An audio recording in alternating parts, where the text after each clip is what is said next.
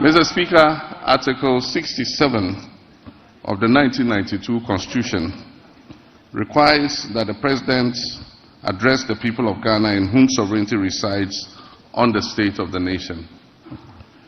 About 30 years ago, in 1996, I took my first steps in public service when I was elected to this august House as a Member of Parliament for the Bole Bamboi constituency. For 12 memorable years, I forged many enduring friendships and alliances while working with colleagues from both sides of the House to shape Ghana's legislative agenda and advance the development of our beloved country, Ghana. It has also been nearly a decade since I said goodbye to this House after delivering what many, including myself, thought at the time would be my final address to Parliament. God Almighty, Providence, and the unpredictability of life have summoned me here once again.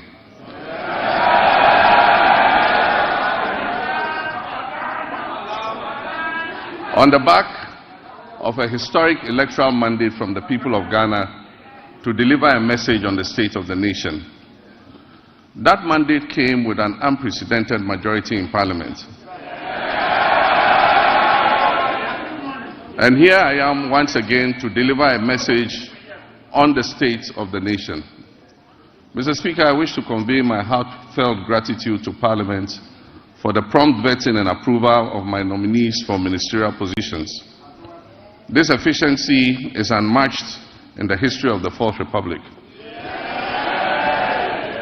demonstrating the strides we can make when we come together in our dedication to serve the people of our great country. I believe that a similar dispatch will be applied to the approval process for my Deputy Ministerial nominees. This will enable them to promptly assume office and assist their ministers in delivering our noble vision of resetting our dear nation. In making the nominations and considering the numbers involved, I considered the long expressed sentiment of the Ghanaian people about the sheer size of previous administrations and their associated cost implications. I trust that this significant reduction to 60 ministers and deputy ministers, including regional ministers, will set the stage for further reductions in the size of future governments. With the inauguration of the Council of State, we can begin appointing the staff of the presidency. I intend to significantly reduce the number of staff compared to what existed under previous administrations. All this is aimed at leading by example in cutting down government expenditure and reducing the budget deficit. Let me begin, Mr. Speaker, by invoking the timeless words of the hymnist John Oatman Jr., who encourages us to count our blessings and name them one by one. Yes, we're a nation troubled on many fronts, but we also have many blessings, among which is a now firmly established democracy that, for all its imperfections, has enabled 4 peaceful transfers of power in our land. Nestled in a sub-region that is often plagued by strife and political instability, there's a good reason to take sober satisfaction that these successful, peaceful power transfers have become routine. Mr. Speaker, 50 days ago, I took the solemn oath to assume leadership of this country and serve with truth and humility.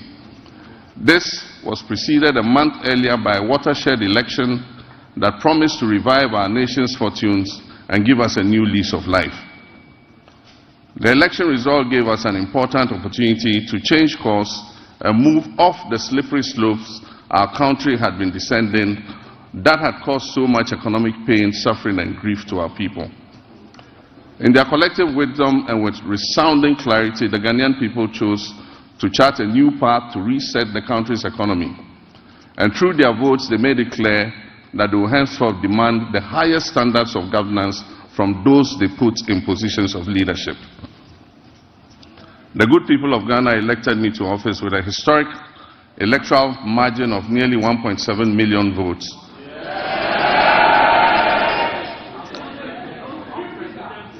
Separating me from my next opponent, giving Ghanaians the first female vice president, Professor Nana Jane Opoku-Agyeman.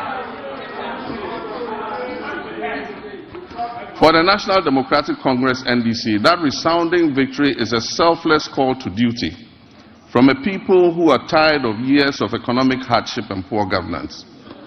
That call therefore places an obligation on us and all who serve, including legislators from both sides of the House, to do our utmost with decency and humility to change the circumstances and the state of our country. Mr. Speaker, as I said, 7 of the 1992 Constitution requires that I give an account of the state of our nation to Parliament. I'm sad to report that the state of our nation is not good.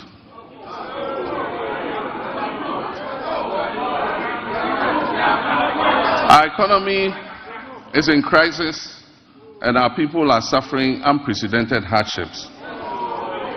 Mr. Speaker, we will host a national economic dialogue on March 3rd and 4th. On March 11th, the Minister of Finance, on my behalf, will present the budget estimates for the financial year 2025 to this August House. These two events will allow us to present the real state of Ghana's economic crisis to the people. Mr. Speaker, it is not my style to lament and shift blame when confronted with challenges.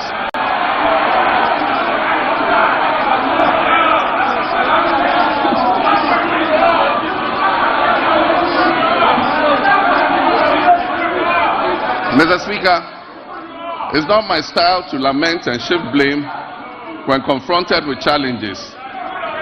My approach is to accept challenges and work hard to resolve them. Indeed, this is precisely what the people of Ghana elected me to do. I have therefore not come here to lament on the state of our country, though there's much to lament about. I understand why I was elected with such high voter confidence, and that is to solve Ghana's problems. With your permission, Mr. Speaker, and within the constraints of time, I'll take the liberty to elaborate on how we intend to address the numerous challenges facing us as a nation. Yesterday, February 26, 2025, marks exactly 10 years since I stood in this chamber, at this very spot, to declare my determination to fix Dumso, a legacy problem of power shortages. And Mr. Speaker, I fixed it. Yes, I promised to fix it, and I did. And I wish to place firmly on record that from January 2016 until I handed over the administration of this country on January 7, 2017, there was no power rationing or load management in Ghana. Mr. Speaker, today, inspired by the Almighty God and propelled by the massive mandate given to me by the good people of Ghana, I am moved to make a similar purposeful and bold declaration that I, John Dramani Mahama, I will fix the economic crisis confronting our country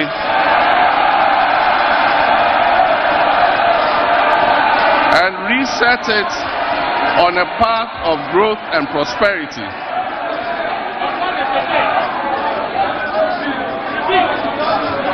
That I will fix the economic crisis confronting our country and reset it on a path of growth and prosperity. My government, working with you and every Ghanaian, will solve the challenges because we have developed the plan with our people's support. When I decided to run for president again, I did so because of what I knew about the state of our country. I was aware that huge problems awaited me upon assumption of office, but nothing could prepare anyone for the reality of the depths to which our economy and our governance had sunk. Our elders say that a frog's true length can be ascertained only after it has died. Apotrowa ni ehun netintin. And how right and how right they were. It is common knowledge that our economy is in dire straits, which is putting it mildly, because an initial assessment of the books we have discovered, after initial assessment of the books, we have discovered that our economic problems are much deeper than was previously known. We have inherited a country that is broken on many fronts. The profundities of the challenges confronting us are staggering. We are saddled with staggering debts and glaring signs of almost deliberate and, in some cases, reckless mismanagement of our resources. Mr. Speaker, not even the restraints of an IMF program were enough for the previous economic managers to exercise prudence in managing our finances. After setting an inflation target of 18% by the end of 2024, the actual outturn was 23.8%, significantly higher than the threshold agreed with the IMF. The Ghana cedi continued its downward slide, losing 19% of its value against the dollar in 2024. It had already in the previous year lost 27.8% of its value.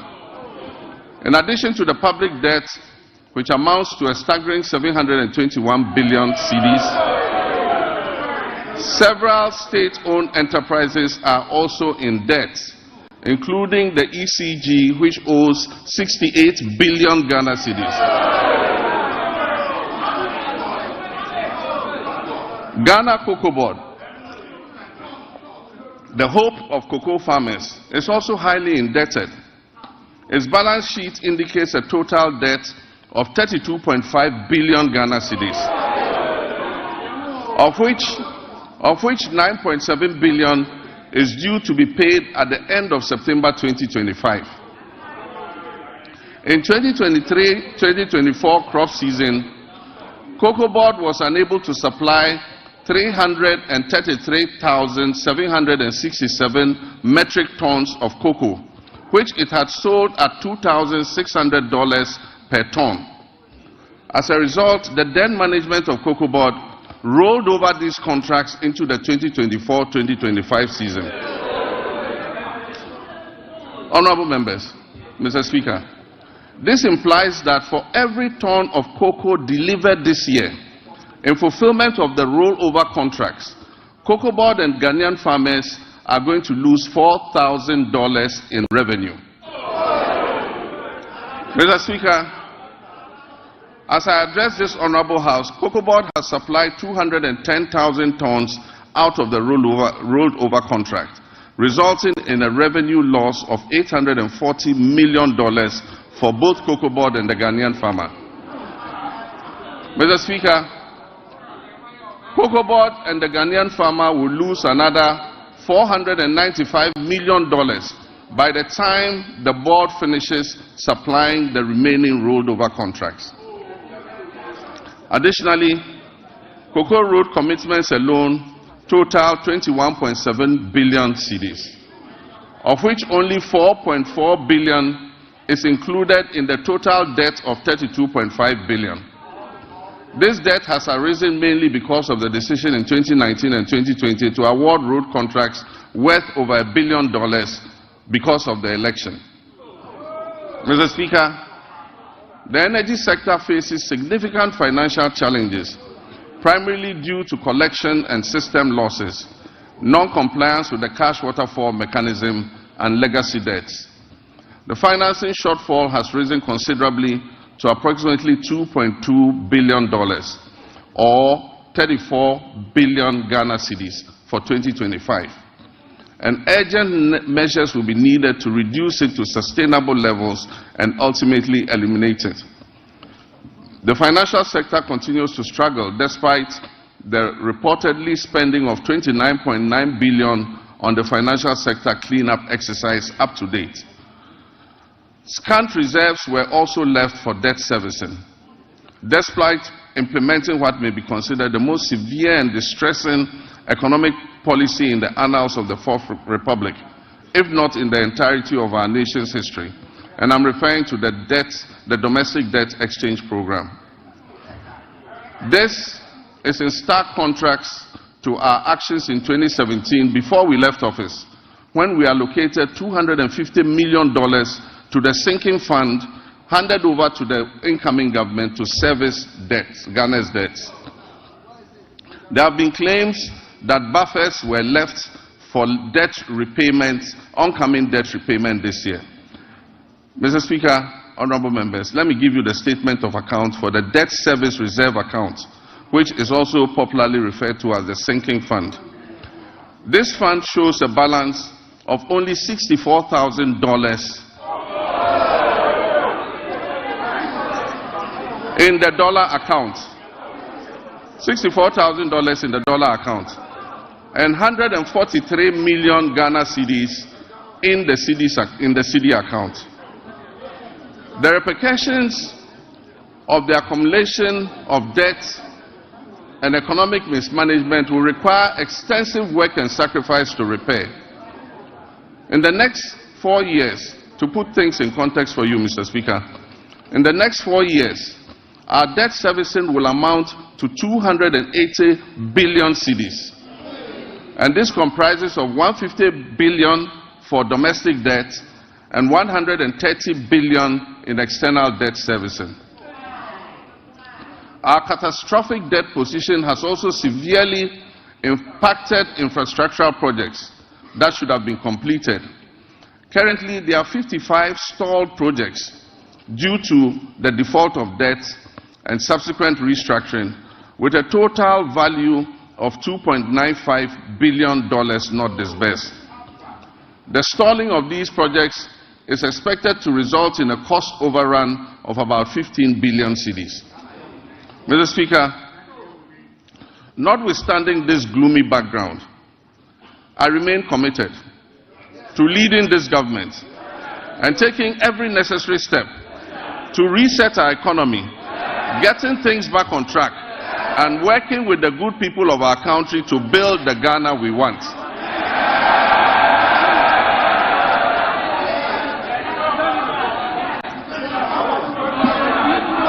Mr. Speaker, we are doubling our efforts to complete all outstanding structural reforms. Through the budget, we will implement corrective measures to restore fiscal discipline and debt sustainability. We are also working hard towards completing the upcoming 4th review of the IMF-supported program. The review is scheduled from April 2nd to April 15, 2025, and the IMF Executive Board is expected to approve it in June of this year. As we have done previously, we are also building buffers in the sinking fund and adopting prudent debt management practices to ensure prompt repayment of upcoming domestic and external debt maturities. In this respect, government successfully honored the matured coupon payment of $6.081 billion in cash and $3.46 billion in kind, which was due in February 2025 to all domestic debt exchange program bondholders, fully paid. Mr. Speaker, the good news is that we have also built additional buffers in the sinking fund to honor the maturing bonds that are due in July and August. And so bondholders can rest assured that they will be paid to the last peswa, whatever is owed them. With the transparent and prudent measures we have implemented since taking over the administration of this country, I urge my countrymen and women, business owners, and foreign investors to trust our competence in turning our economic fortunes around. Mr. Speaker, since we took office on January 7, 2025, we have upheld our commitment to a fiscal consolidation agenda with a streamlined government. We have eliminated unnecessary expenditures and reduced our reliance on borrowing. Our prudent debt management practices have led to a substantial reduction in interest rates. The 91-day Treasury bill rate, which was 28.51% on January 6, 2025, has dropped to 24.48% as of February 24, 2025. Similarly, the 182-day Treasury bill rate, which was 29.07% as of January 6, 2025, has decreased to date to 25.388%. Mr. Speaker, the 364-day Treasury bill rate has also moved from 30.41% to 27.30% in the same period. We signed a Memorandum of Understanding with our Official Creditor Committee, OCC, to formalize the debt treatment agreed upon with our official creditors. This marks a crucial step towards Ghana's restoration of long-term debt sustainability. The agreement will enable financial resources to support and strengthen our economic recovery. Mr. Speaker, on February 20th, 2025, the National Tripartite Committee and the Public Services Joint Standing Negotiating Committee concluded negotiations on the 2025 minimum wage and base pay for the single-spine salary structure, respectively. I want to use this opportunity to reiterate my sincere gratitude to organized labor and the Ghana Employers Association for the understanding and cooperation in reaching this agreement on the minimum wage and the base pay. On the final day of negotiations, I enjoyed the privilege of joining my comrades, the leaders of organized labor, for the concluding discussions. I'm confident that the sacrifice we have all made this year will significantly benefit our economy's health in the future. We look forward to a positive economic outlook as we restore macroeconomic stability, we encourage exports, we activate the 24-hour economy policy, we implement the $10 billion Big Push policy for swift infrastructure development, we rationalize taxes and foster inclusive growth. The goal is prosperity for all, which must be shared and not the prerogative of a select few. Mr. Speaker, in fulfillment of our 120-day social contract with the Ghanaian people, we have put in place the Planning Committee to host the National Economic Dialogue. This dialogue is expected to discuss the state of the economy and reach a consensus on the key policies needed to address the devastating economic crisis confronting us. It will support the development of a homegrown fiscal consolidation program, and it will highlight key structural reforms and policy priorities essential for resetting the economy and creating prosperity for all our people. I believe there is absolute wisdom in what our elders say, that two heads are better than one. Tikro and Kwejina. Consultation and consensus building have always proven to be better than unilateral decision making. It is my hope, therefore, that our colleagues on the other side of the divide will display love of country and participate in this national dialogue, unlike the boycott of the Senchi Forum in 2014.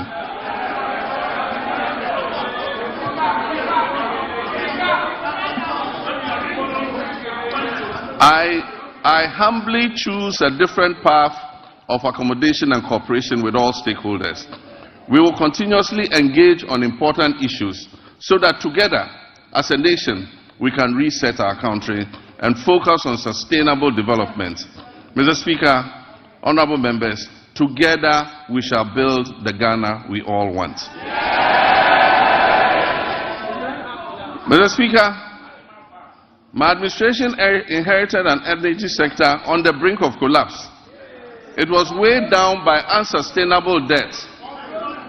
This unfortunate situation has led to many independent power producers and fuel suppliers threatening to cease their operations. Mr. Speaker, listen to this. Despite collecting over 45 billion cedis in energy sector levies, ESLA, over the last 8 years, the outgone administration has left the Ghanaian people with an energy sector burdened with a staggering debt of 70 billion cedis as of December 2024. It is of deep concern that several state-owned enterprises in the energy sector are struggling to stay afloat, and unless urgent interventions are made, many of them will go under. Financial distress in the energy sector remains a significant obstacle to delivering consistent and affordable electricity to Ghanaians, and it poses an existential threat to our economy in general. Compounding these challenges, critical maintenance activities such as the scheduled pigging of the West African gas pipeline, WAPCO, were postponed from 2024 to 2025 without sufficient contingency measures for alternative fuel supply. As a result, my administration has had to swiftly mobilize resources to secure emergency fuel supplies to ensure that electricity generation continues despite the closure of the West African gas pipeline. I have been informed that the pigging exercise will be completed in the first week of March, and once again additional gas will flow from Nigeria. We are anticipating a marked improvement in the power situation once this begins. While the current state of our energy sector poses grave concerns, we must remain resolute in our commitment to restoring stability.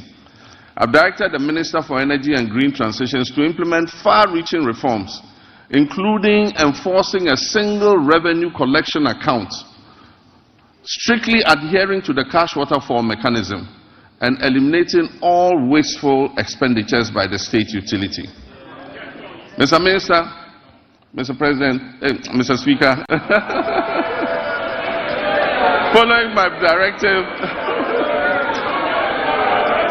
Mr. Speaker, following my directive, the Minister has set up an advisory committee to guide the participation of the private sector in metering and billing in order to improve efficiency in revenue collection and also reduce the high commercial and technical losses that are threatening to drown the state-owned utility company. A pilot partnership between ECG and Enclave Power has proved highly successful and provides us with a workable framework. ECG provides bulk supply of power to Enclave Power Limited. This is an organization in Ghana. Enclave Power provides meters and bills to all companies operating in the free zones enclave, with 99% revenue collection and nearly 100% uptime in power supply. This is being done here in Ghana. We can use it to cover the rest of the nation to ensure that we get revenue compliance and be able to bring down tariffs for our people. Mr. Speaker, I'm still getting used to being president, that's why I said Mr. President. Mr. Speaker, reduction in commercial and technical losses will lead to affordable tariffs for everyone and will bring relief to all users of electric power. We also aim in the medium term to achieve 100% gas utilization for power production and to eliminate completely the use of crude oil and fossil fuels. This will save Ghana hundreds of millions of dollars spent on the importation of fuel oils for power production annually.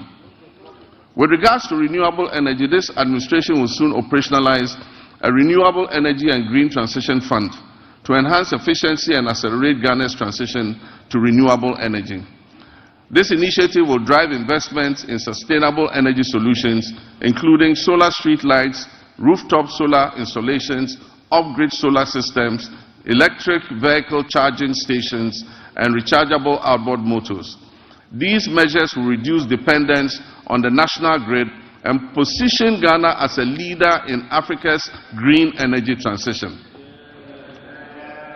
Mr. Speaker, Ghana's petroleum sector has witnessed a precipitous decline, with crude oil production sinking by more than 32%. This has resulted from the high opacity levels, a very hostile business climate, and excessive political interference in the sector, culminating in most of the major oil companies exiting and stalling all upstream activities. The decline in upstream activity is obvious to any person familiar with the twin cities of Sekondi and Takoradi. Just under a decade ago, these cities were the bustling epicenter of fabrication, logistics, service activity associated with the upstream oil and gas sector. Unfortunately, my recent visit reveals many shut down facilities and many businesses have packed and left the shores of our country. Hundreds of workers have been laid off and left unemployed. I wish to assure the good people of Sekondi Takoradi and indeed the whole Western region that we are going to breathe life back into your area.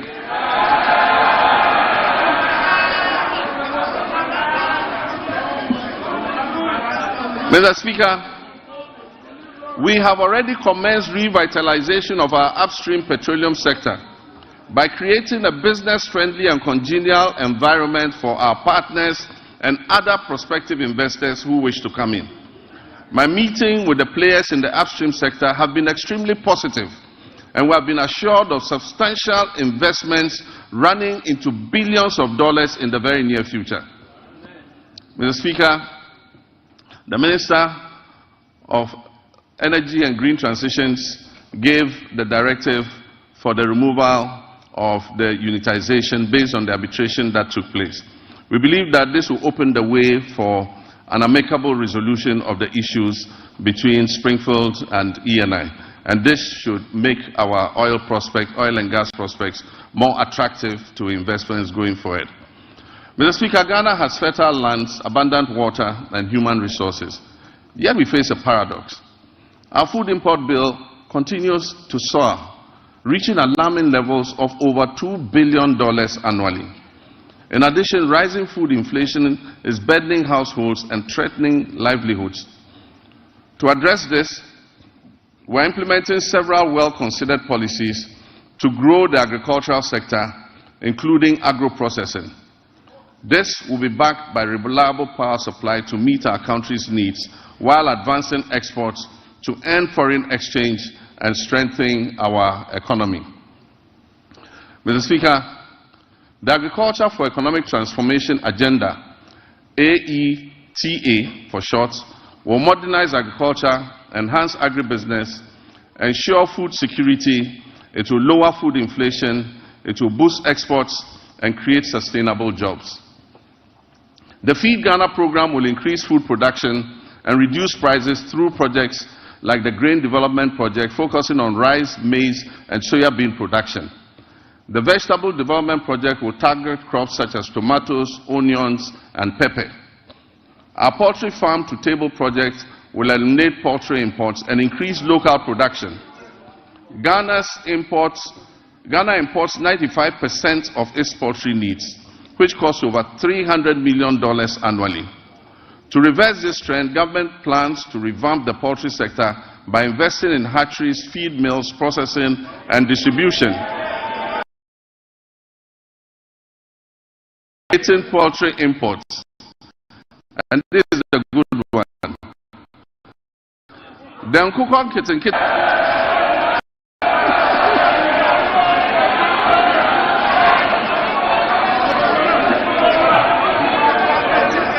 We actually have a project called Nkukon Kitten Kitten. The Nkukon Kitten Kitten project will cover 55,000 households producing eggs and fresh poultry for the market, and it will help reduce our $300 million we spend on importing chicken annually. Mr. Speaker, to strengthen the connection between agriculture and industry, we will prioritize value addition, processing, and distribution, and this will position agriculture as profitable and appealing, making it more attractive to our young people. We will implement an Agri-Next program to facilitate access to land banks by young farmers, to connect graduates with opportunities in the agricultural value chain, and promote greenhouse agriculture among the youth. This initiative will benefit approximately 30,000 young people. Mr. Speaker, the Livestock Development Project will also address Ghana's reliance on imported meats by restocking breeding farms and increasing local livestock production, thereby creating jobs and boosting self-sufficiency. For years, access to mechanization, quality seeds, fertilizer, and extension services has been a major challenge to our farmers. To address this, government will establish our flagship farmers service centers in every agricultural district, ensuring that farmers receive essential mechanization services and resources to improve their productivity and efficiency. Mr. Speaker, also in the fisheries sector, will implement strategic interventions to enhance productivity and sustainability. Key among these initiatives is the continued enforcement of measures to curb illegal, unreported and unregulated fishing, which threaten our marine biodiversity and the livelihoods of our hard-working fisherfolk. We have intensified surveillance and monitoring operations, bolstered by the deployment of modern technology and strengthened collaboration with our key stakeholders. In the last month, we have expanded the supply of subsidized premixed fuel to support artisanal and industrial fishers, ensuring affordability and availability. We will also invest further in modern fish landing sites and cold storage facilities to improve post-harvest handling and thereby reduce losses and enhance the quality of our fish products. Aquaculture development is a key focus of our administration. We will provide financial and technical support, especially to young fish farmers, increasing fish production and reducing our dependence on fish imports. To increase the value addition in this sector, we will encourage the establishment of fish processing facilities, create more jobs and boost exports.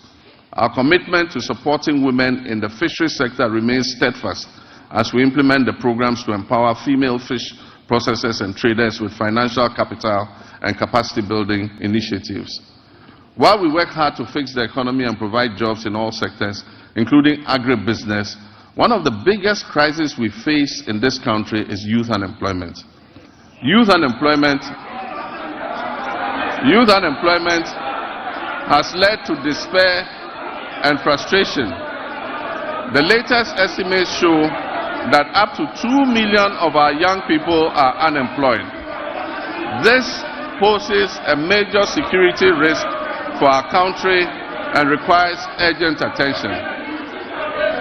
To bring much needed focus to the desperate and widely scattered youth employment programs and to ensure stricter accountability in their implementation, I have set up the Ministry for Youth Development and Empowerment in furtherance to the promise I made in the campaign.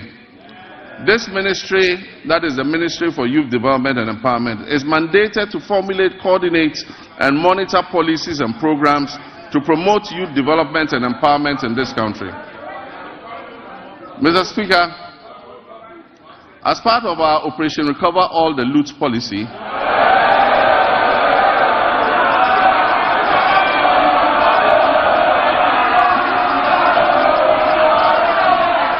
Mr. Speaker, as part of our Operation Recover All the Loot policy, ORA, I've already tasked our investigative bodies to bring the culprits of the National Service Ghost Name scandal to justice.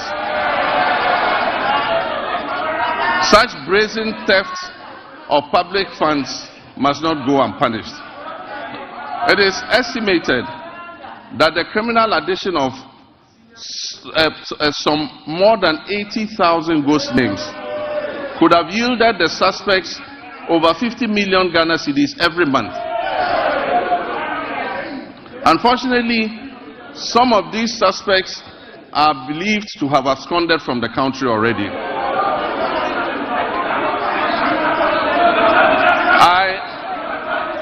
I have directed that they be declared wanted and their assets traced and frozen until investigations are completed. To achieve a legally robust regime to govern national service, I've also tasked the Minister for Youth Development and Empowerment to coordinate and present to Parliament a legislative instrument to support the implementation of the newly passed National Service Authority Act 2024, that's Act 1119. We will introduce short military training as part of our national service scheme. This will instill a sense of fitness and discipline into our youth. The administration of scholarships is another challenge. It has been fraught with a lot of challenges. The poor who genuinely need scholarships are unable to access them because the rich and wealthy always crowd them out. To fulfill our government's vision of promoting transparency, equity, and sustainability in the scholarship scheme, We shall streamline the award process to ensure that not only deserving youth benefit from the system, deserving youth benefit from the system. We shall introduce increased transparency, including publishing the list of beneficiaries every year. Mr. Speaker, job creation is one of our main pillars, and it was one of the major promises we made to the youth of Ghana. To help actualize this promise, we're going to roll out what we call the Ejumawura program. This initiative will create, track, and mentor young businesses annually, with a special focus on our youth. For the first phase, the top 2,000 implementable business proposals will be supported with business development training, mentorship, access to startup capital, marketing, and networking to operationalize their innovations and business ideas. We will also launch our flagship National Apprenticeship Program to equip at least 10,000 young people in the informal sector with employable skills, including providing apprenticeship fees and startup kits when they have completed. The Youth Development and the Interior Ministries will facilitate the training of our young people in the Okada business in areas such as road safety regulations, financial literacy, and digital skills, as well as facilitating the acquisition of motorbikes. We will introduce electric motorcycles on a high purchase scheme to eliminate the use of petrol and make their businesses more profitable. Mr. Speaker, Her Excellency the Vice President's Empowerment for Women and People with Disabilities program will also be launched this year. The program will target women and people with disabilities and other vulnerable groups to build their capacity and offer them access to finance to create their own jobs. Mr. Speaker, the Ministry of Communications, Digital Technology and Innovations will also focus on developing youth IT skills and fostering innovation. Under the 1 Million Coders program, young people receive training in coding, web app development, digital marketing, and other digital skills. This initiative aims to equip them with the necessary skills for employability in the digital ecosystem. We must provide meaningful and relevant education to prepare our youth for today's technology-driven job market. Despite various reforms, issues related to low-earning incomes persist within Ghana's educational system. I'm committed to ensuring that quality education remains a top priority. The system we have inherited is outdated in many ways and must be realigned to meet the needs of the 21st century and the fourth industrial revolution. Recognizing the urgent need for national dialogue on education and in the spirit of inclusive governance, I launched the National Education Consultative Forum on February 18th in Ho. I look forward to the recommendations which we will incorporate into our sectoral policy reforms. Mr. Speaker, even though Article 38 of the Constitution guarantees equitable access to education across Ghana, 30 years after the Free Compulsory Universal Basic Education FQ program was implemented, its full objectives remain unmet. To tackle this issue, government will redefine the scope of basic education and introduce the Zero to Hero initiative to enhance foundational literacy and numeracy. Additionally, ICT training will be integrated into early childhood education at the basic level. Over the next 3 years, it will be expanded to cover at least 300 classrooms, 30 centers of excellence, 1,000 teachers and district teacher support teams focusing on the teaching of mathematics and literacy. This year, the Ministry of Education will fully implement a new curriculum for senior high technical schools and STEM schools, introduce a standardized national sign language for hearing impaired learners from kindergarten to SHS, and review the kindergarten and primary school curriculums. To increase access to quality education, we will scale up our social intervention programs like the capitation grants, the feeding grants for special schools, and the government's BECE registration initiative. Mr. Speaker, to promote inclusion and equity, the government will enhance and resource the Islamic Education Unit to recruit more Islamic and Arabic tutors for English-Arabic schools. We will establish STEM and TVET schools in underserved and peri-urban communities. We will provide scholarships to brilliant but needy students in deprived communities, especially for study in law, medicine, and engineering.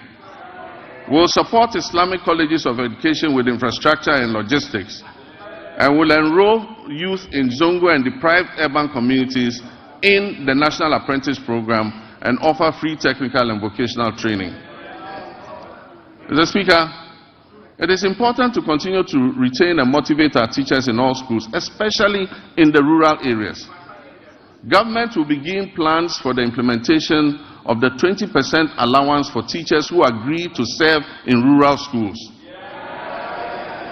District assemblies are going to be involved in this scheme to ensure that the teachers are present and teaching in the schools that are selected. This scheme will reward such teachers for their sacrifices and ensure quality education nationwide, not only in urban centers. Mr. Speaker, as part of our Teacher Dabre initiative, the construction of teacher accommodation units to improve welfare and attract teachers to rural areas will commence this year. Mr. Speaker, no new school will be built in this country without teachers' accommodation. Mr. Speaker, honorable members, once again for emphasis and for the record, I, John Dramani Mahama, President of the Republic of Ghana, will not cancel the free SHS program.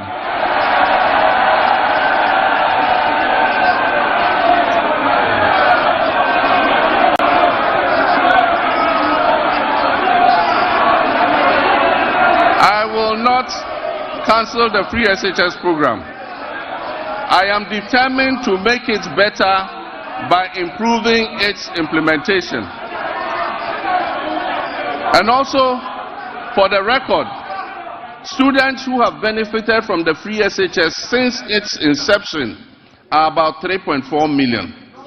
The figure of 5.1 million beneficiaries, as put out by the previous administration, was an exaggerated and false narrative calculated to achieve political credit. Mr. Speaker, while the free SHS program has improved access, the implementation of the program leaves much to be desired.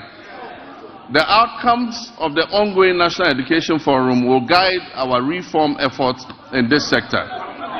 Mr. Speaker, in line with our promise, the Minister for Education has announced the restoration of Parent-Teacher Associations, PTAs, in the running of schools. It is important for parents and communities to participate in the administration of their schools.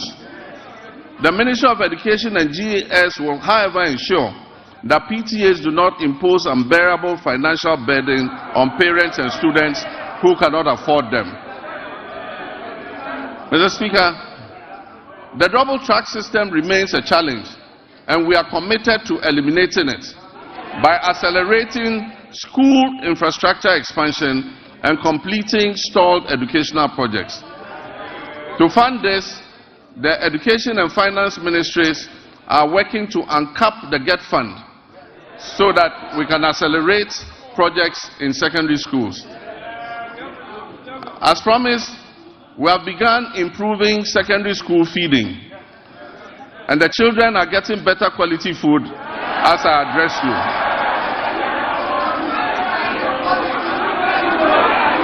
Mr. Speaker, efforts to decentralize school feeding and food management include strengthening procurement and store management records capacity.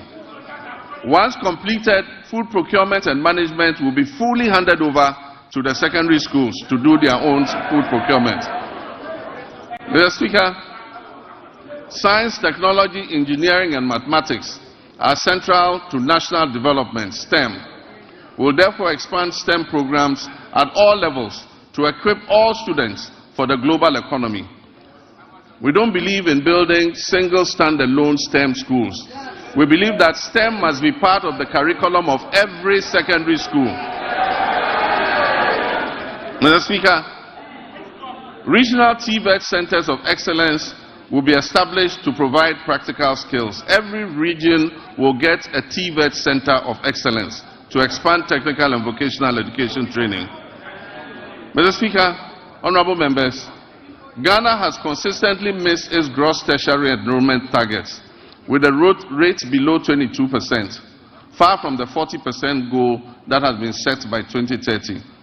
Despite over 460,000 secondary graduates coming out annually, 55% qualify for tertiary education, and only 35%, 161,000 of the 460,000 enroll in tertiary education, leaving over 300,000 without access.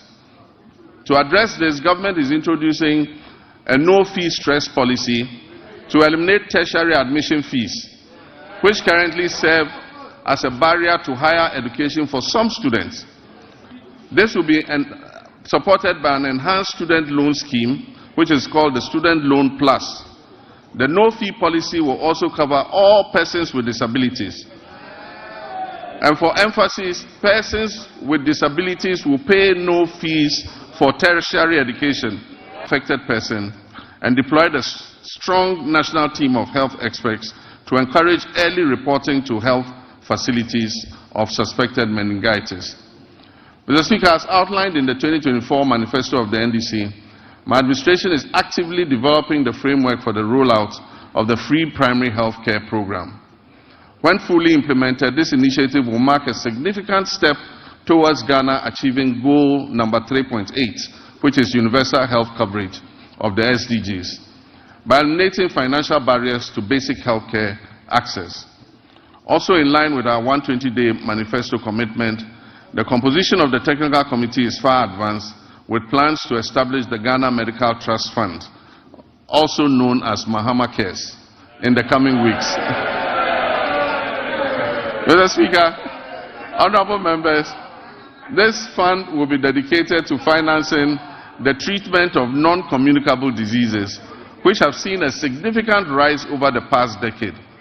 As part of this initiative, the government is committing to allocate financial resources towards this project in 2025, with further support to be mobilized from private sector partners to ensure the sustainability of the fund. Once operational, the Ghana Medical Trust Fund, otherwise known as Mahama Cares, will directly address the financial burden of patients who require dialysis treatment, cancer care, and other critical non-communicable disease-related interventions. Together, the free primary health care, which will focus on early detection and prevention and treatment, and the Ghana Medical Trust Fund program, which will focus on relieving the financial burden of treating non-communicable diseases, will help to revolutionize Ghana's healthcare system by improving healthcare accessibility and outcomes, and enhancing productivity and well-being across the country. Mr. Speaker, Ghana will become the pharmaceutical manufacturing hub of West Africa. And my previous record in government speaks for itself. When I injected funds into Ghanaian-owned pharmaceutical companies to expand their production capacities. Mr. Speaker, as this exciting phase unfolds under the 24-hour economy initiative, we must strengthen every aspect of our pharmaceutical industry. And this includes the Food and Drugs Authority and the Customs and Security agencies in order to avert the use of fake drugs and the importation of illicit drugs into our country. We await thorough and unbiased investigation into the alleged opioid pill importation into Ghana and other West African countries. The outcome will be shared, and I can assure you necessary action will be taken.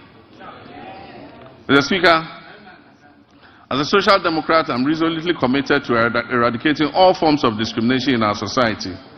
Our vision is to foster fairness and cultivate an inclusive environment where everyone can engage fully and equally in social, economic, and political life. With my Vice President, the history-making Professor Nana Jane Opoku-Agyeman,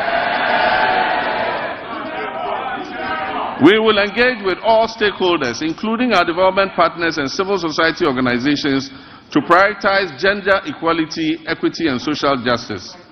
We will establish strong social protection mechanisms and enhance legal safeguards for women, girls, and other vulnerable groups. Our initiative would include enacting comprehensive laws and policies designed to dismantle harmful social norms, to enhance access to crucial resources and opportunities, particularly for young women, and reduce overall vulnerability within our society. Mr. Speaker, I'd like to take a moment to commend you and this House for your unwavering support and guidance, which were instrumental in passing the Affirmative Action Act of 2024, Act 1121, during the 8th Parliament of the 4th Republic. My government is dedicated to successfully implementing this act to ensure gender equity across the political, social, economic, educational, and cultural spheres. The Ministry of Gender, Children and Social Protection is actively collaborating with relevant stakeholders to guarantee that this act is fully operational, including attaining the 30% target quota for women in political appointments. I'm pleased to report that women currently make up 23.21% of all appointments, and we are diligently working towards reaching the targets set forth in Act 1121. I'm, however, concerned about achieving gender balance, especially at the local government level. Very few women have mastered the courage to apply for the positions of metropolitan, municipal, and district chief executives. And unfortunately, the few who have courageously applied have been edged out on very flimsy and parochial grounds. It is my hope that the National Constitution Review Conference will clear a pathway for the election of DCEs. The Gender Ministry will then be obliged to encourage and support more women to apply and stand for these elective positions. In our pursuit of empowering women, Mr. Speaker, we'll establish the Women's Development Bank. This will be a specialized financial institution designed to support businesses owned and led by women through the provision of low-interest loans and tailored financial services offered under very flexible terms. Consultative processes are underway to ensure the successful launch of this bank. And as part of our 120-day social contract, the Minister for Finance is going to allocate initial funding for the Women's Development Bank in the upcoming budget that will be presented to this House. Mr. Speaker, we are also implementing measures to expand the Livelihood Empowerment Against Poverty program under our Big Leap initiative. As we work towards completing the Ghana National Household Data Census by this year, 2025, we'll reassess the status of LEAP beneficiary households to facilitate the enrollment of new beneficiaries. Mr. Speaker, we are committed to enhancing the legal framework surrounding disability rights by passing the Persons with Disability Amendment Bill. Additionally, we will introduce a legislative instrument to strengthen further the provisions of the Persons with Disability Act, Act 715 of 2006. We reiterate our commitment to ensuring that individuals with disability have access to free tertiary education and equal opportunities to pursue their academic and professional ambitions. Mr. Speaker, the government intends to ensure the implementation of legislation that enjoins public and private employers to reserve 5% of their employment for persons with disabilities. I am aware that a private member was shepherding this bill. Government is going to support that motion in order that 5% of all employment is reserved for persons with disability. Mr. Speaker, Ghana's sports sector, once again, which was a shining example of excellence within Africa, now finds itself at a very critical juncture. Historically, our nation has been celebrated and has had remarkable achievements in boxing, football, and athletics. Unfortunately, this is no longer the case. However, recent years have unveiled depressing structural deficiencies in administration, funding, infrastructure, and talent development. Immediate and comprehensive reforms are imperative to reclaim our rightful place on the global sports stage. Mr. Speaker, we will develop a comprehensive national sports policy to align with international norms. This policy will be accompanied by an exhaustive review of the Sports Act of 2016, that is Act 934, and the rigorous enforcement of the Sports Regulations 2023 LI 2477. Infrastructure development remains paramount in our strategy. The government is committed to refurbishing existing national stadia, completing youth resource centers, and constructing new sports facilities in the new regions. We will also prioritize community recreational facilities to foster greater participation in sports at the grassroots level. Recognizing the critical role of youth development, we are implementing a significant overhaul of grassroots sports with the establishment of the School Sports Authority. This body will oversee structured inter-school competitions and talent identification initiatives essential for nurturing future sporting champions. Over 60% of Ghana's elite athletes have emerged from these school sport programs. The ministry has now been renamed the Ministry of Sports and Recreation. To acknowledge the significance of recreation, we will launch a National Recreation Day.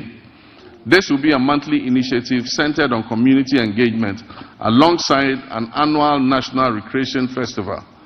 These initiatives will encourage keep-fit activities and promote active lifestyles.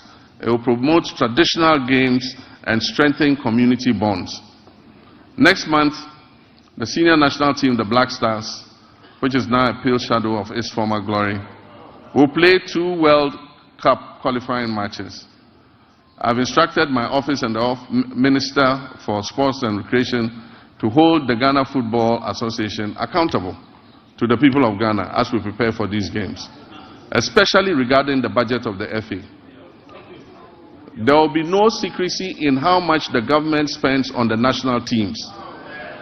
The budgets presented by the FA and other sports associations must be known by the public.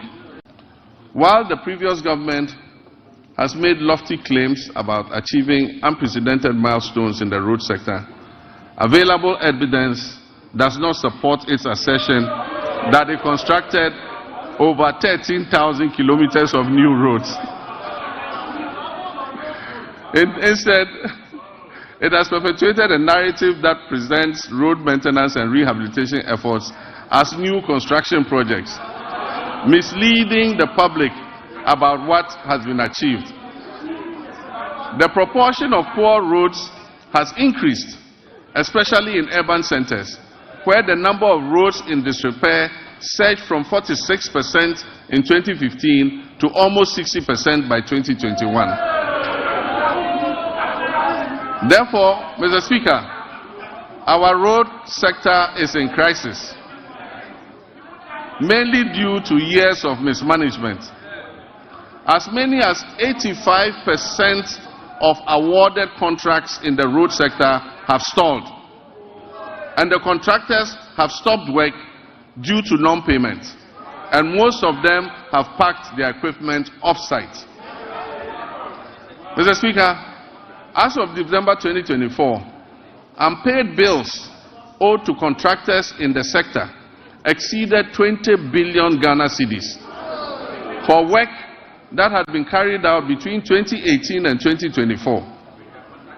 For instance, the Ghana Road Fund obtained a loan of 600 million Ghana cedis in March 2018 to refinance outstanding debts and borrowed an additional 1.2 billion Ghana cedis from a syndication of banks in November 2019. Alarmingly, upon assuming office, the Ghana Road Fund still had outstanding payments, including some as low as 2,000 Ghana cedis, dating back to 2018. Current commitments for road projects that are unpaid currently stand at an astonishing 105 billion Ghana cedis. Despite these considerable challenges, this government remains steadfast in its commitment to prioritize vital infrastructure projects that address the pressing backlog of poor roads. Our strategy will be anchored in executing our flagship initiative under the Big Push program. The Big Push will see major rehabilitation of many key roads in the feeder roads, urban roads, and highway sectors. We'll also undertake the following key initiatives to revitalize the road sector. We'll reintroduce tolls, road tolls, using modern technology. We'll rationalize the road sector portfolio to focus on high-impact initiatives. Mr. Speaker, we will uncap the road fund in order that it can accumulate more money to pay for road maintenance. Mr. Speaker, we'll minimize sole source procurement to encourage competition, competitive bidding, and enhance public transparency in the procurement processes. Mr. Speaker, the drip equipment, which was acquired at the last moment as a knee-jerk reaction for electioneering purposes,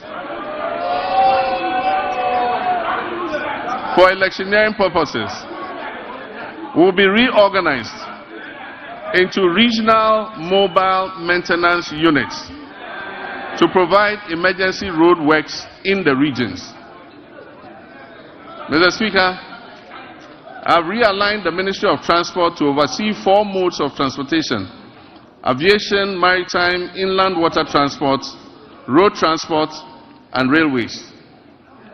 The government will commission a feasibility study to develop coastal water transport services.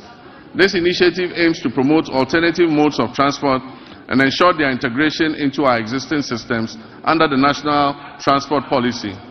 It also aims to enhance tourism, reduce road traffic, and mitigate environmental pollution. Motorcycles and tricycles, commonly known as Okada, hold significant potential as a more convenient, timely, safe, and cost-effective mode of transport.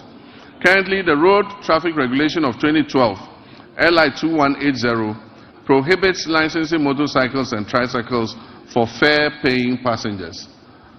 As part of our government policy, the Ministry will amend the regulatory framework to regularize the use of motorcycles and tricycles for commercial passenger transport.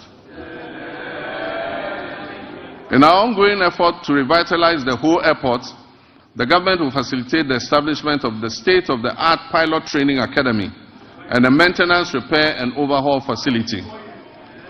The Volta region will become a center of excellence for aviation training and aircraft maintenance.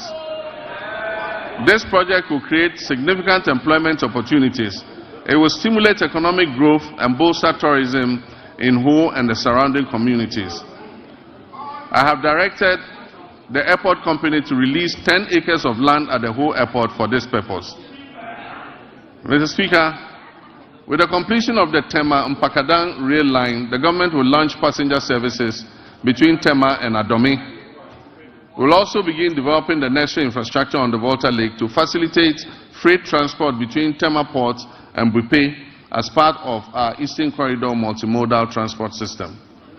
The Western Railway line will continue to be modernized in partnership with the private sector.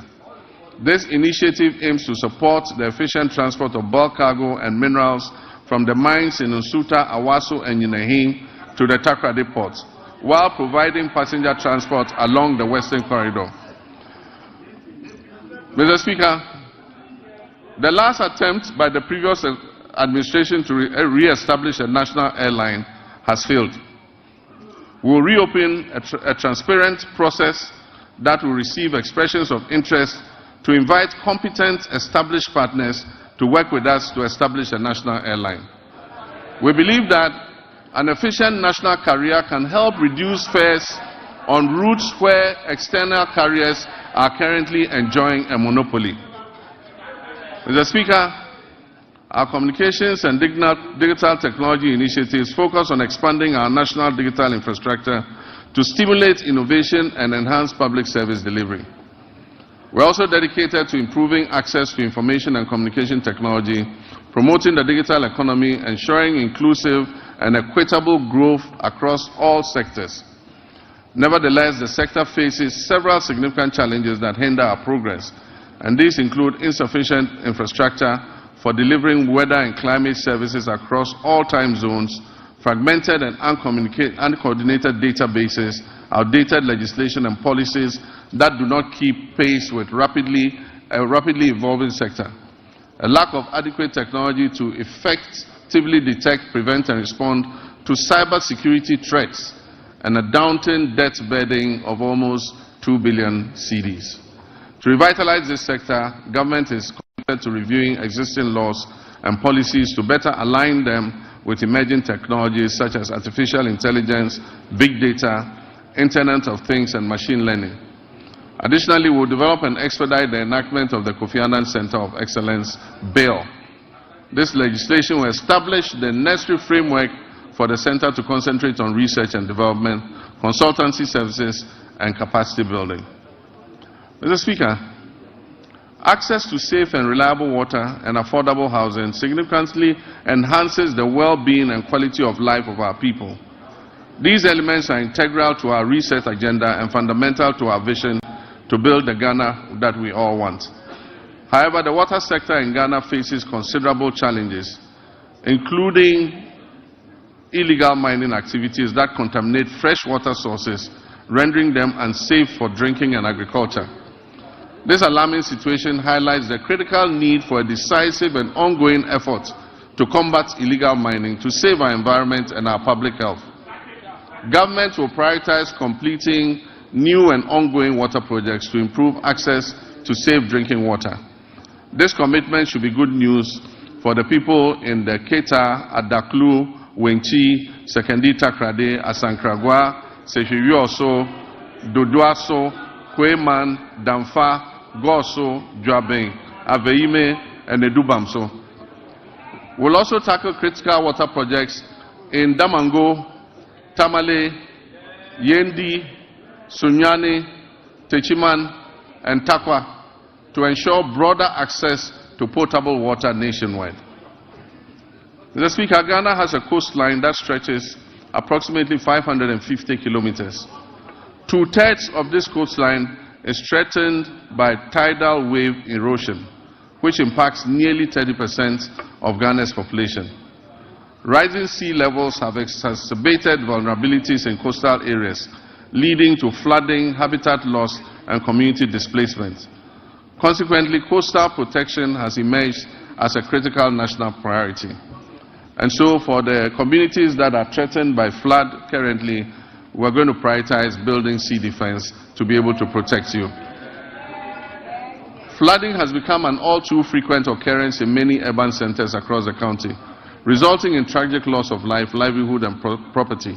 This scenario underscores the urgent need for sustainable solutions to address these pressing challenges.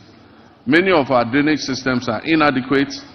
They are worsened by careless waterway construction and obstruction, and the relentless encroachment on wetlands and floodplains. To tackle these issues, we have to explore alternative sources of funding to support essential drainage works, desilting, flood control, and coastal protection. Mr. Speaker, the quality of life of any nation relies significantly on a well-regulated and efficient housing market that guarantees access to decent homes. Our housing deficit is estimated at over 1.2 million units, and this has been the situation for many decades. High costs associated with land acquisition, construction material, and access to financing have made home ownership unattainable for many, primarily affecting vulnerable populations and contributing to the rise of slums. This government is steadfast in its commitment to complete all ongoing housing initiatives, beginning with the Saglemi Affordable Housing Project. We'll also implement a low-cost social housing project supported by a district housing scheme.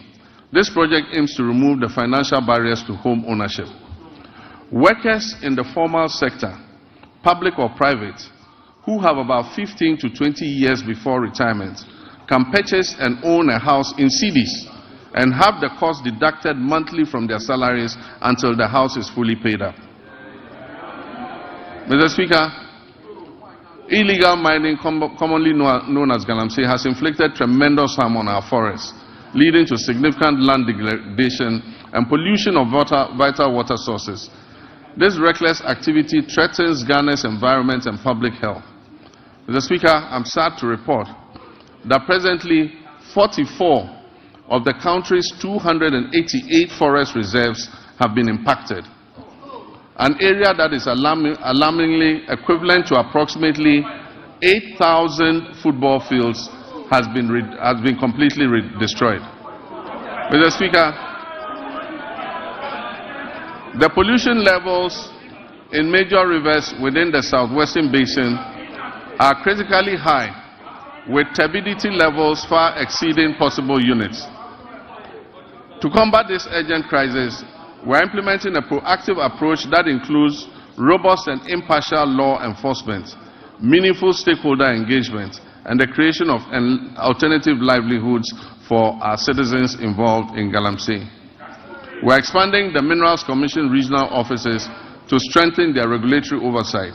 We will establish a framework that categorizes mining activities into small, medium, and large scale, each with its tailored regulations. Mr. Speaker, we stand on the cusp of making history. The history of a country that prioritizes transparency and accountability as key elements of governance. During my campaign for president, I pledged, as captured by the NDC's 2024 manifesto, to take a strong stance against corruption. Mr. Speaker, we must end state capture. Mr. Speaker, we must end the purchase of state and public assets, such as land and other immovable assets, by members of the political class. Mr. Speaker, I pledge to fight corruption head-on by implementing Operation Recover All the Loot, oral. In that regard, Mr. Speaker, one of the first committees I established, even before my investiture as president, was to establish the oral committee on the sidelines of our transition. It is instructive to announce that the committee received over 2,000 complaints from the public and has since handed over a comprehensive report. This report has been given to the Attorney General for further review, thorough investigation, and eventual prosecutions. Mr. Speaker, the recent arrest related to the unwarranted payment of $2 million of Ghanaian taxpayers' money in the Sky train saga, and then also the National Service Ghost Name scandal, mark only the beginning of a comprehensive response based on the oral committee's findings. Mr. Speaker, let me state that my commitment to fighting corruption will continue with the establishment of a unit at the presidency and the maintenance of the hotline, where complaints and reports regarding graft and corruption will continue to be received and transferred to the office of the Attorney General. Mr. Speaker, we will shortly submit for consideration a bill to regulate and restrict the sale of disposal of public lands and state assets. Mr. Speaker, as soon as the 2025 budget is approved, government will immediately take steps to reform the existing anti-corruption agencies by increasing funding and improving transparency and accountability. Mr. Speaker, Ghanaians voted largely and overwhelmingly and endorsed the NDC because we demonstrated a strong commitment and abhorrence for corruption. We pledged to fight corruption and implement far-reaching reforms that will eventually achieve a sustainable zero-tolerance policy against corruption. Mr. Speaker, the justice and legal sectors play pivotal roles in ensuring accountability and fostering the fair, equitable treatment of all our citizens by the state and its agencies. Delays and uncertainties have plagued justice delivery in Ghana, leading many Ghanaians to perceive a politicization of the judicial process. The public trust in the judiciary's independence is alarmingly low. We must work together to restore confidence in the judiciary. My government will uphold the judiciary's independence and work with the Judicial Council and services to depoliticize justice delivery and collaborate closely with the Chief Justice to combat corruption effectively. Mr. Speaker, in line with our manifesto promise to reform and expand legal education, we have developed a legal education reform bill ready to be presented to Cabinet for approval and laying before this August House Parliament. Mr. Speaker, it reflects the confidence our country's stability and democratic progress has engendered in the international community. Ghana remains committed to its Pan-Africanist ideals, non-alignment, democracy, and global cooperation, and the rule of multilateralism, embracing a policy of friends to all and enemies to none. We will continue to cultivate diplomatic ties based on mutual respect and shared values. Mr. Speaker, Ghana is open for business. Our policy on economic diplomacy focuses on export diversification, foreign investment, and job creation. A new blueprint and delivery unit at the Ministry of Foreign Affairs with clear performance indicators will be launched soon to ensure foreign engagements yield tangible benefits for our people. Because of emerging security threats, especially on our borders, Ghana is committed to security initiatives, particularly in the Sahel region. We will maintain a continuous engagement with our Sahelian neighbors and continue to work with them to resolve the difficult situation that they are confronted with. I have appointed a special envoy to help sustain diplomatic relations with our Sahelian neighbors, aiming to achieve their reintegration, if possible, back into our regional bloc. Mr. Speaker, we will expand passport application centers nationwide to reduce processing times to 7 days. We wish that a passport will be delivered within 7 days from the date application is submitted. These comprehensive reports at the Passport Office is going to align with our vision of a 24-hour economy. The Passport Office is going to work 24 hours to process passports that have been applied for. Mr. Speaker, as we reset Ghana to serve Ghanaians better, government will also revamp the labor administration institutions in the country. We'll promote social dialogue and foster harmonious industrial relations among stakeholders. In the coming months, the National Tripartite Committee, led by the Sector Minister, will organize a national labor conference to discuss pertinent issues affecting labor and employers. The recommendations are expected to influence and shape government's policies and programs in this sector. Mr. Speaker, we will launch the Ghana Labour Export Program, which would allow Ghanaians to go abroad and work with countries that we have signed agreements in specialized areas like engineering, technology, welding, carpentry, masonry, and nursing, teaching, and so many and so forth. The government will maintain strict fiduciary responsibility for the operation of the National Pensions Regulatory Authority and the Social Security and National Insurance Trust. This year, the NPRA will fully automate its internal operations and the pension industry will be regulated. This is critical to safeguarding the growing pension fund assets. As part of measures to increase pension coverage in the informal sector, which currently stands at only 11%, the government will implement an informal sector pension inclusion initiative to increase participation in micro-pension schemes. Decentralization has been at the heart of our government system, yet key players in the process, such as assemblymen and women, often face neglect and inadequate compensation. Mr. Speaker, I did promise to pay modest allowance to our assemblymen and women, and I'm committed to keeping this promise. The Honourable Minister, when he presents the budget to this House, would have a provision for allowances for assembly members. Mr. Speaker, I have just unveiled the state of the nation as I came to meet it. I've also disclosed several measures that I intend to take to address the challenges we have inherited. Nonetheless, no matter how well-intentioned our efforts to reset our economy are, they will not yield the desired outcome without the support of the people of Ghana. And so, to my dear countrymen and women, you have clearly and unmistakably expressed your displeasure with the poor governance and corruption that has existed in the past.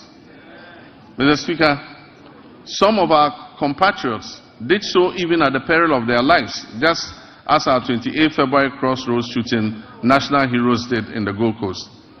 May all such martyrs of democracy, those who have died in the process of elections and in the process of just exercising their civil rights, may they rest peacefully in the bosom of the Lord. Mr. Speaker, we will, as I promised, investigate these deaths and we will provide appropriate compensation to the families of those who have died during the elections. My brothers and sisters, you gave me a compelling mandate that leaves no one in doubt about your expectations of me and my government. You embraced the vision to generate new and well-paying jobs through the 24-hour economy initiative. The arrogance of power that you so much abhor will be a thing of the past. I will enforce and demand the highest standards of performance from those I have chosen to work with me to improve the circumstances of our country. I'll publish a code of conduct that they will be strictly made to abide by. Mr. Speaker, it would be remiss of me if I didn't admit that the entire economic value chain is currently in the internal ICU, As I recall mentioning a few intensive care units, as I recall mentioning a few years ago when we were still in opposition, the economy is even worse than we had envisaged. But this gives us ample opportunity to be innovative in our efforts to resuscitate it. And so what are the key takeaways from me for the people of Ghana? 1, that we shall fight corruption effectively. 2, that we shall run a lean government of no more than 60 ministers. 3, that we shall realign the ministries, agencies and departments to eliminate duplication. 4, that will introduce austerity, reduce wasteful expenditure and spending, and improving tax collection. 5, that we shall widen Ghana's tax nets, reform tax waivers, especially on investments, and return to our homegrown solutions. 6, that we will grow what we eat and reduce imports of food and goods that can easily be produced here in Ghana. Your voice and contributions will prove invaluable on this journey of national reset, and I encourage you to make your voices heard. I commit to the judicious use of your resources, eschewing waste and ostentation. We will always endeavor to make the most of the little we have, so that together we can guarantee a brighter future for our children and our children's children. Though the state of our nation now may appear bleak and the task of addressing it may seem daunting, nothing should stop us from achieving our goals once we set our minds to it. In one collective push, we can resolve to make this great nation bequeathed to us by our forebears and see it come to fruition. Mr. Speaker, Ghana's economic challenges are not insurmountable. They present the government and everyone else the opportunity to innovate, to reflect, review and reset, which is the theme for the commemoration of our scaled-down 68th independence anniversary. Mr. Speaker, it is said that there is strength in unity. Ghana's greatest strength lies in its people, its young and energetic youth. If we stand united, we can be more resilient and build together the power of collective action to overcome economic and social challenges. Every Ghanaian, regardless of political affiliation, background or status, has a responsibility to play a key role in nation building and work towards a complete reset of our country. Mr. Speaker, let me assure you that we are leaving no one behind as we reset to rebuild the Ghana we want.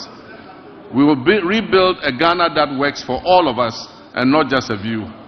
We shall live the dreams of our forebears in our lifetime. And so, my countrymen and women, where despair once existed, let hope radiate. And where the sun appeared to set on our bright prospects as a nation, let a new dawn of enthusiasm and renewal supplant it. So that when I come and stand here next year to present a message of the state of our nation, it will be one brimming with excitement and happiness. Mr. Speaker, I thank you very much for this opportunity. I thank honorable members for your kind attention. May God bless our homeland, Ghana. Thank you. Watch TV, promoting sustainable development.